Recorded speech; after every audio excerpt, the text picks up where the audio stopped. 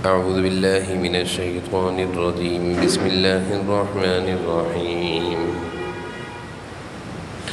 وما أبرئ نفسي إن النفس لأمارة بالسوء إلا ما رحم ربي إن ربي غفور رحيم وقال الملك ائتوني به يستخلصه لنفسي فلما كلمه قال إنك اليوم لدينا مكين أمين قال اجعلني على خزائن الأرض إني حفيظ عليم وكذلك مكنا ليوسف في الأرض يتبوأ منها حيث يشاء نصيب برحمتنا من نشاء ولا نضيع أجر المحسنين ولأجر الآخرة خير للذين آمنوا وكانوا يتقون صدق اللہ العظیم۔ سورہ یوسف کا الحمدللہ درس چل رہا ہے۔ آج جو تلاوت کی گئی ہے آیت نمبر 53 سے آیت نمبر 57 تک کی تلاوت ہوئی ہے۔ گزشتہ درس میں آپ حضرات نے سن لیا تھا کہ حضرت یوسف علیہ السلام جب جیل سے رہائی کا فیصلہ آیا تو جیل سے رہا ہونے سے قبل انہوں نے اس بات کی خواہش کا اظہار کیا کہ پہلے معاملے کی صفائی ہو جائے، معاملے کی تحقیق ہو جائے، تاکہ یہ بات کھل کر سامنے آ جائے کہ میں کسی برائی میں مبتلا نہیں تھا، بلکہ میں ایک بے گناہ تھا اور مجھ پر الزام لگا کر، یعنی جھوٹا الزام لگا کر مجھے جیل میں ڈلوایا گیا تھا۔ تو بادشاہ وقت نے حضرت یوسف علیہ السلام کی اس بات کو مانتے ہوئے معاملے کو پوری تحقیق کری، اور اس کے بعد حضرت یوسف علیہ السلام کی برات لوگوں کے سامنے آ گئی۔ جب سب کے سامنے حضرت یوسف علیہ السلام کی برات اور آپ کی عفت اور آپ کی پاک دامنی اور گناہوں سے بچنا لوگوں کے سامنے آ گیا تو حضرت یوسف علیہ السلام نے ایک بات کہی، وما ابرئ نفسی ان النفس لامارۃ بالسوء الا ما رحم ربی۔ فرمایا کہ میں کوئی یہ دعویٰ نہیں کرتا کہ میرا نفس بالکل پاک صاف ہے۔ نفس تو انسان کو برائی کی طرف دعوت دیتا ہے، مگر جس پر اللہ کا کرم اور رحم ہو جائے، اللہ تعالیٰ جس کو گناہوں سے بچانا چاہے تو وہ شخص گناہوں سے بچ جاتا ہے۔ یہ حضرت یوسف علیہ السلام نے جب سارا معاملہ صاف ہو گیا، کھل کر آ گیا، اس وقت یہ بات کہی۔ یہ بڑی عجیب بات ہے، انسان کی زندگی اور اس کی فطرت کا یہ حصہ ہے کہ جب وہ دیکھتا ہے کہ میں لوگوں کے سامنے کوئی بڑا بن گیا ہوں اور لوگوں کے سامنے میرا کردار اور میری صلاحیت کھل کر آ گئی ہے، تو وہ کہتا ہے یہ میرا کمال ہے۔ انسان کہتا ہے یہ میرا کمال ہے، میں ایسا ہوں، میری محنت ہے۔ لیکن نبیوں کو تعلیم دینے والے اللہ، نبیوں کی تربیت کرنے والے اللہ، نبی اس چیز سے پاک ہوتے ہیں، انبیاء علیہ السلام۔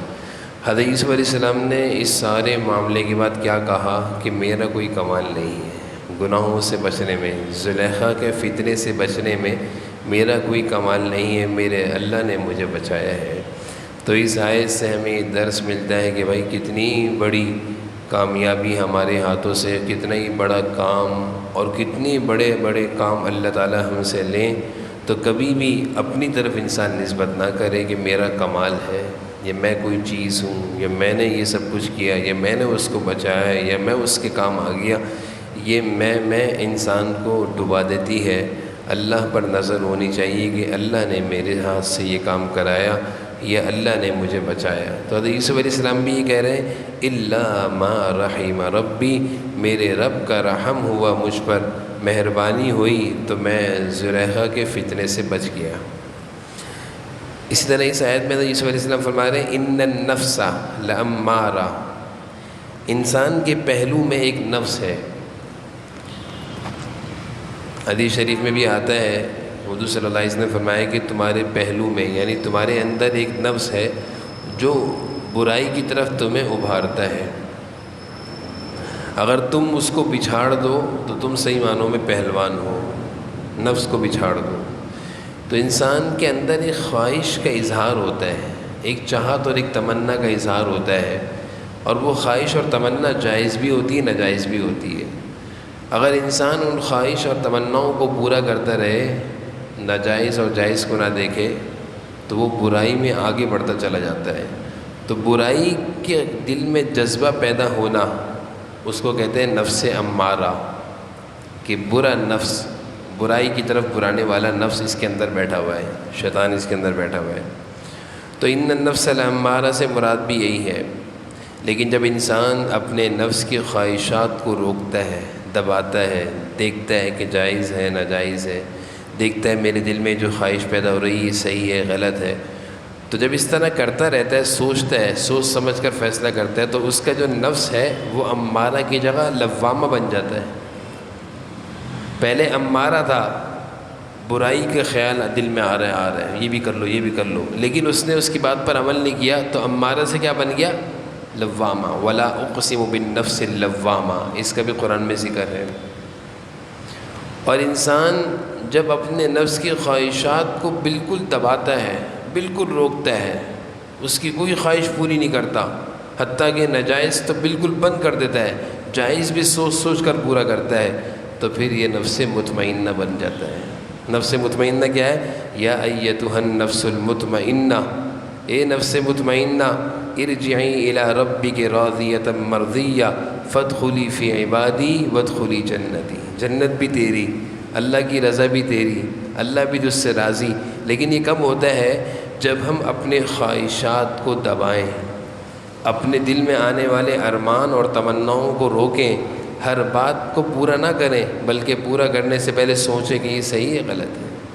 تو حضرت یوسف علیہ السلام نے کہا ان النفس لامارہ، انسان کے ساتھ ایک نفس لگا ہوا ہے جو دل میں اس کے خواہشات بری ڈالتا رہتا ہے۔ تو میں اپنے آپ کو یہ نہیں کہتا کہ میں بہت بڑا کوئی انسان ہوں یا میں نے بہت بڑا کوئی کمال کیا، بلکہ میرے اللہ کا مجھ پر رحم ہوا اور میں گناہ سے بچ گیا۔ یہی انسان کی عادت ہونی چاہیے کہ کمالات کی نسبت اللہ کی طرف کرنی چاہیے، برائیوں کی نسبت اپنی طرف کرنی چاہیے۔ کوئی اچھا کام ہو جائے تو کہیں میرے اللہ کا فضل ہے، برائی ہو جائے تو کہیں میرے نفس کی شرارت ہے۔ یہ انسان کا مزاج ہونا چاہیے، شریعت ہمیں یہ سکھاتی ہے۔ آگے دیکھیے گا اگلی آیت میں، آیت نمبر 54 میں بادشاہ نے حضرت یوسف علیہ السلام کو کہا ائتونی بہ استخلصہ لنفسی، کہ ان کو میرے پاس لے کر آؤ۔ اپنے معاون خصوصی کو بادشاہ نے حضرت یوسف علیہ السلام کو لینے کے لیے بھیجا جب سارا معاملہ صاف ہو گیا۔ استخلصہ لنفسی، اور بادشاہ نے کہا کہ میں ان کو اپنا کوئی خاص وزیر بناؤں گا، اپنا کوئی خاص مشیر بناؤں گا، یا بہت اپنا کوئی قریبی بناؤں گا، کیونکہ یہ بہت قیمتی انسان ہے، جیل سے نکالا جا رہا ہے۔ اور آپ کے سامنے پچھلا سارا واقعہ بھی ہے کہ کس طرح بھائیوں نے ظلم کر کے کنویں میں ڈالا، کنویں سے نکلے تو مصر کے بازار میں بکے، بازار سے نکلے تو غلام بنے، زلیخا کا گھر میں رہے، زلیخا نے جیل میں ڈلوا دیا۔ جیل سے نکل کر اب تک کا جو راستہ تھا یوسف علیہ السلام کا، وہ کیا تھا؟ اب تک کا سفر مشقتوں والا تھا، آزمائشوں والا تھا، تکالیف کا تھا۔ لیکن میں نے کل کے درس میں بات کہی تھی، تکلیفوں کے بعد پھر زندگی میں ایک نیا راؤنڈ آتا ہے، نیا سلسلہ شروع ہوتا ہے، اس کو کہتے ہیں آسانیوں کا۔ ایک سلسلہ آتا ہے زندگی میں آزمائشوں کا، انسان صبر کر کے وہ زندگی کا سلسلہ گزار دے، اس کے بعد آسانیاں آنا شروع ہو جاتی ہیں۔ اب حضرت یوسف علیہ السلام کی زندگی کا نیا دور شروع ہو رہا ہے، اور وہ ہے کامیابی کا، ترقی کا۔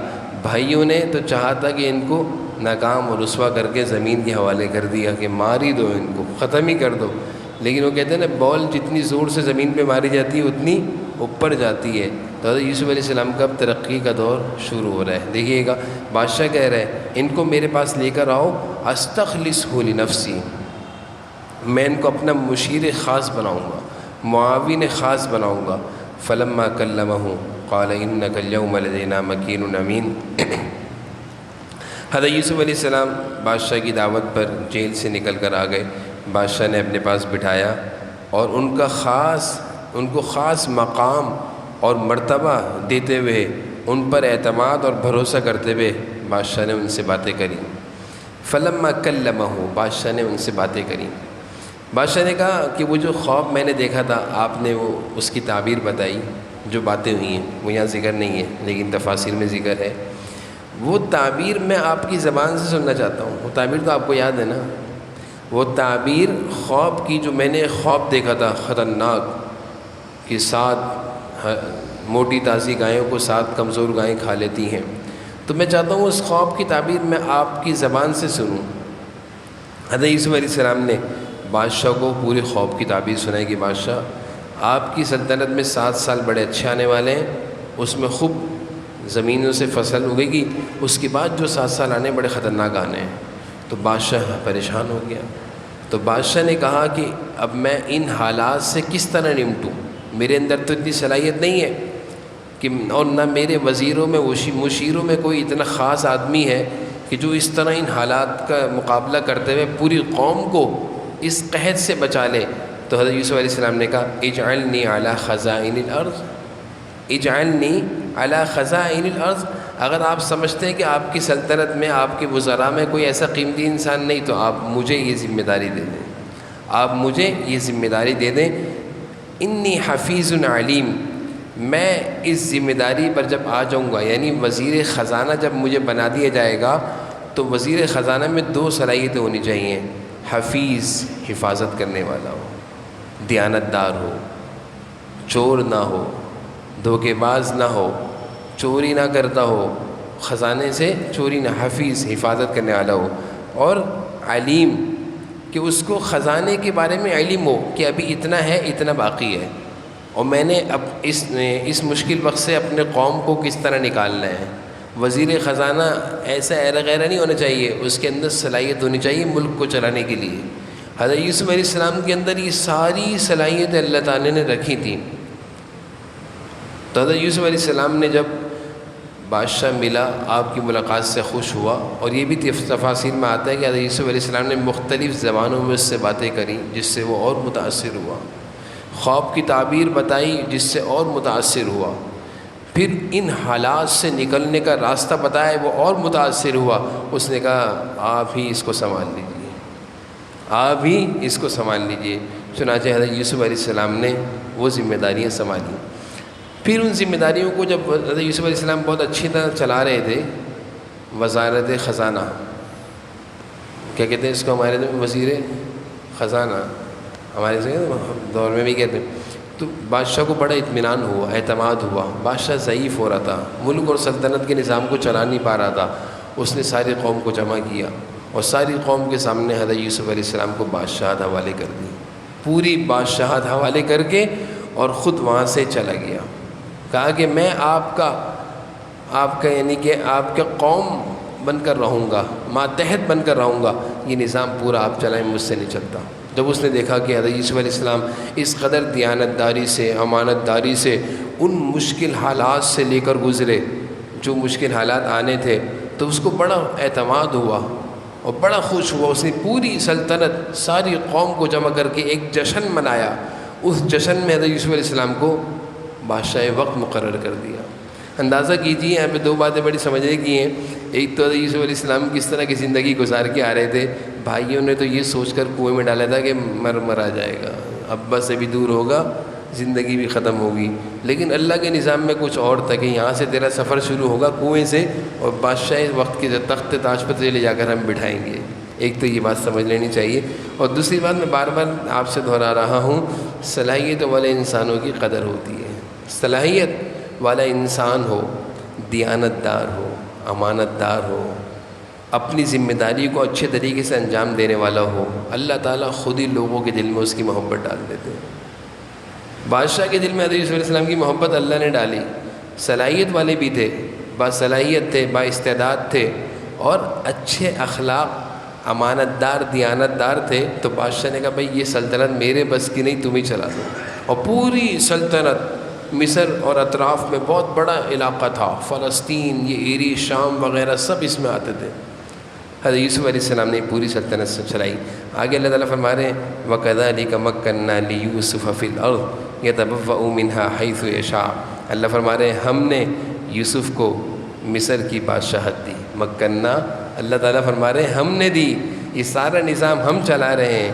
یتبوأ منها حیث یشاء، ہم جس کو جہاں چاہتے ہیں ٹھکانہ دیتے ہیں، ہم اپنی رحمت سے جس کو چاہتے ہیں نوازتے ہیں، اور ہم کسی کے اجر کو ضائع نہیں کرتے۔ محنت والے کی محنت ضائع نہیں ہوتی، کسی کی قربانیاں ضائع نہیں ہوتی، کسی کی کوششیں ضائع نہیں ہوتی۔ اللہ تعالیٰ فرما رہے ہیں وَلَا نُضِيعُ، ہم ضائع نہیں کرتے کسی کی محنت کو۔ آج سب سے بڑا مسئلہ یہ ہے کہ ہم محنت چور ہیں اور کہتے ہیں کہ ہمارا کام نہیں، کاروبار نہیں، نوکری نہیں۔ محنت کریں اخلاص کے ساتھ، دیانت داری کے ساتھ۔ اللہ قدردان آسمانوں پر بیٹھا ہوا ہے، وہ انسانوں کی قدر کرتا ہے، لوگوں کے دلوں میں محبت ڈالتا ہے، اور پھر لوگ اس کو، ان لوگوں کو ہاتھوں ہاتھ لے کر کاموں میں لگاتے ہیں۔ وَلَا أَجْرُ الْآخِرَةِ خَيْرٌ لِّلَّذِينَ آمَنُوا، اور آخر میں اللہ فرما رہے ہیں آخرت کا جو اجر ہے وہ تو ہمارے پاس ہے ایمان والوں کے لیے اور تقوی والوں کے لیے۔ یعنی دنیا میں حضرت یوسف نے تکلیفیں برداشت کریں، اس کے بدلے ہم نے دنیا کی بادشاہت دے دی، لیکن تکلیفوں کے بدلے آخرت میں بھی ہم یوسف کو اجر دیں گے۔ آخرت میں بھی، یعنی دنیا کی تکلیفیں اور مصیبتیں اور لوگوں کے ظلم و ستم کو سہنے کا صلہ دنیا میں بھی ملنا ہے، آخرت میں ملنا ہے، اور صلہ دیکھیں کتنا بڑا ہے۔ حضرت یوسف علیہ السلام نے تکلیفیں برداشت کریں، اللہ نے بادشاہت بھی دے دی، اور آگے اللہ فرما رہے ہیں بس بادشاہت پر بس نہیں ہے، آخرت میں بھی دیں گے۔ وَلَأَجْرُ الْآخِرَةِ، آخرت میں اس سے بہتر دیں گے۔ وَكَانُوا يَتَّقُونَ، ترجمہ دیکھیے گا۔ وَمَا أُبَرِّئُ نَفْسِي، حضرت یوسف علیہ السلام فرما رہے ہیں وَمَا أُبَرِّئُ نَفْسِي، میں یہ دعویٰ نہیں کرتا کہ میرا نفس بالکل پاک صاف ہے۔ وَمَا أُبَرِّئُ نَفْسِي، میں یہ دعویٰ نہیں کرتا کہ میرا نفس، نفسی، میرا نفس، أُبَرِّئُ بہت پاک صاف ہے، ایسا نہیں ہے۔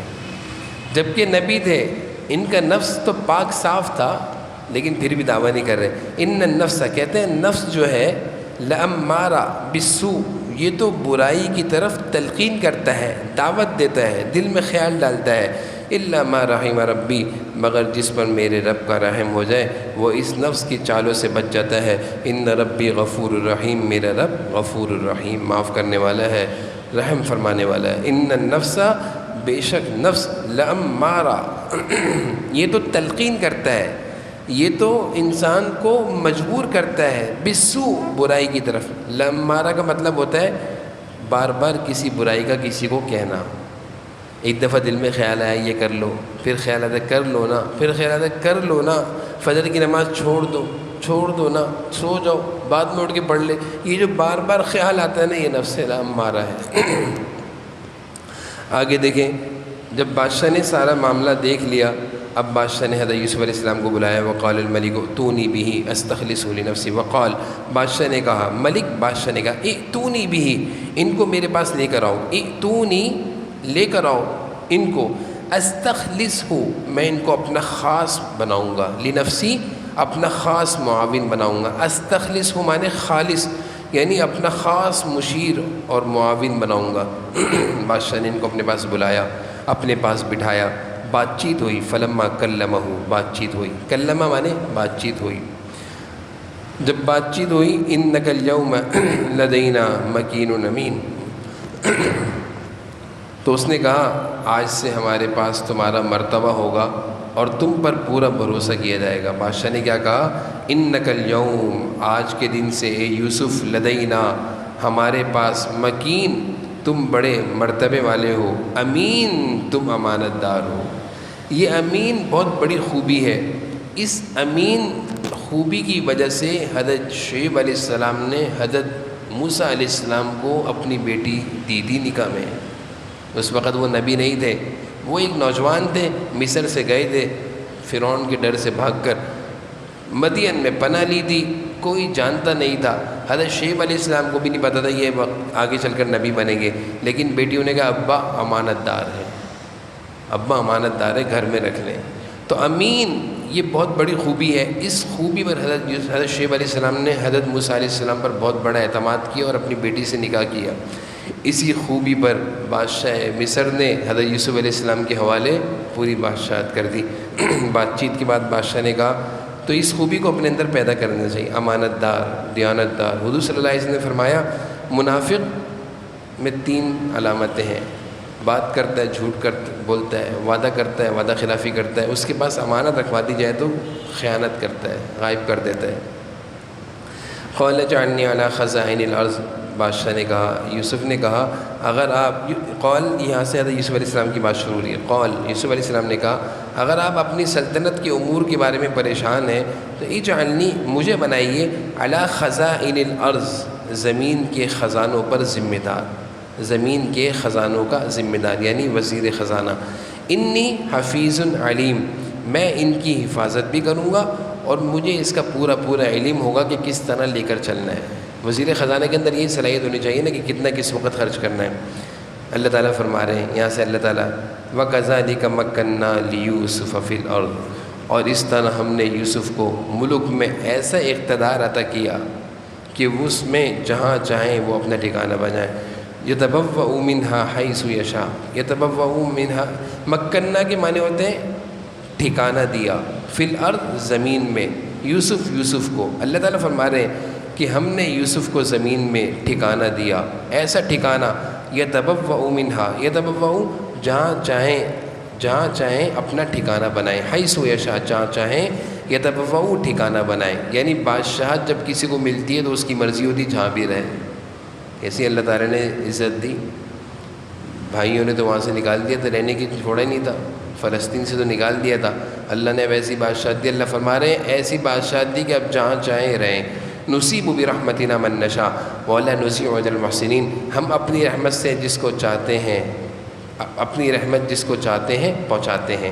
نصیب مانے پہنچاتے ہیں، برحمتنا اپنی رحمت، من نشاء جس کو چاہے اللہ اپنی رحمت دیتا ہے۔ اور آگے اللہ فرما رہے ہیں ولا نضيع اجر المحسنین، نیک لوگوں کی محنتوں کو، ان کی اجر کو، کوششوں کو ہم ضائع نہیں کرتے، اور صرف دنیا میں ہی صلہ نہیں دیتے بلکہ آخرت میں بھی صلہ دیں گے۔ وَلَأَجْرُ الْآخِرَةِ، اور آخرت کا جو اجر ہے، خیر، وہ تو بہت بڑا ہے، وہ تو بہت بہتر ہے۔ آخرت میں جو صلہ ملنا ہے، خیر، وہ تو بہت اچھا ہے۔ کن لوگوں کے لیے ہے؟ ایمان والوں کے لیے، وَكَانُوا يَتَّقُونَ، اور تقوی والوں کے لیے ہے۔ اللہ تعالیٰ ہم سب کو سمجھنے کی توفیق نصیب فرمائے۔